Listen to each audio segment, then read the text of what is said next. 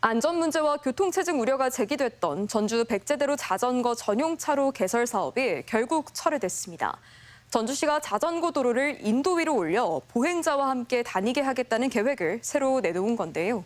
섣부른 정책 추진에 이어 정책 변경 과정에서 시민 다수의 의견을 듣겠다며 진행했던 공청회 역시 요식행위에 그친 것 아니냐는 지적도 나옵니다. 허현우 기자입니다. 5차로 가운데 마지막 한 개 차로를 없애고 대신 자전거 전용 차로를 새로 개설하기 위한 공사가 진행됐던 전주 백제대로. 출퇴근길 교통체증과 함께 자전거 이용자들의 안전에 대한 우려까지 제기되자 차선만 지워놓은 채 어정쩡한 상태로 공사는 잠정 중단됐습니다. 시민 의견 수렴에 나선 전주시, 결국 기존 계획을 철회하고 자전거 도로를 다시 인도 위로 올리기로 결정했습니다. 자전거에 대한 시민 인식이 좀 필요하다. 아직은 아닌 것 같다.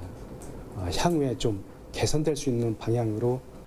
대신 공사 이전처럼 보행로와 자전거 도로를 구분짓지는 않고 상가 입간판 등 장애물을 고려해 자전거와 보행자가 서로 배려하면서 다닐 수 있도록 인도 전체를 겸용도로로 활용하겠다는 계획입니다. 또 자전거 이용자의 편의를 위해 인도 끝 턱을 조정하고 겸용도로 표지도 확대 설치하겠다는 대책도 내놓았습니다. 전주천과 삼천변 11.9km 구간에는 도로폭을 넓혀 보행자 통로와 자전거 도로를 구분하겠다고도 했습니다.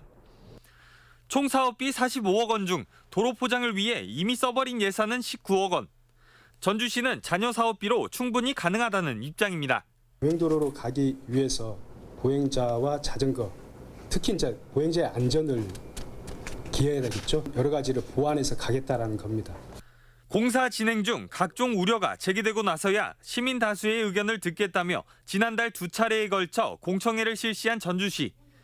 하지만 결국 이번 정책 결정 과정에서도 공론화나 수기 과정은 충분치 않았던 것 아니냐는 지적도 나옵니다.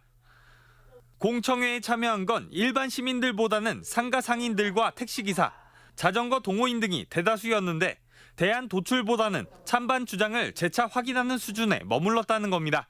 어떻게 펼쳐가느냐에 따라서 교통체증이나 이런 걸 해결할 수 있는 지점을 내기 위해서 자전거 도로를 얘기하고 있는 건데 반대를 하시는 분들과 찬성하는 분들이 대립하는 자리로서만 작용을 한 것 같아서 그렇게 되면 공청회를 한 의미가 없지 않았나. 전주시는 일단 지워진 차선을 서둘러 복구하고 설계 변경을 통해 오는 10월까지는 겸용도로 개설을 완료하겠다는 계획입니다. MBC 뉴스 허연호입니다.